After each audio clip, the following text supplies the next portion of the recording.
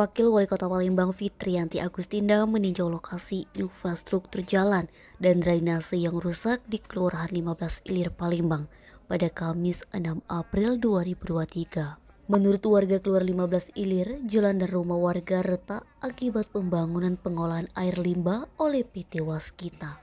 Menanggapi hal itu, Fitriyanti Agustinda turut prihatin dan angkat bicara. Dia minta kepada pihak Waskita segera merespon cepat. Menurut Fitriyanti, sangat disayangkan apabila ada rumah yang retak akibat pembangunan IPAL. Fitriyanti tidak ingin masalah yang dibuat oleh Waskita diterlantarkan berlarut-larut.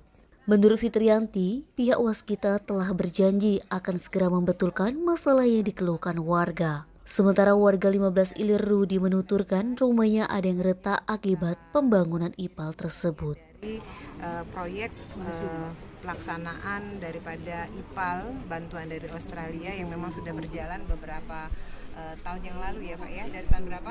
Dari tahun 2021. Dari tahun 2021 dan kita berterima kasih atas kehadiran dari Waskita karena banyak sekali keluhan dari warga mulai dari jalan yang dirasakan Nabang, sudah tidak Sumik.com nyaman melaporkan.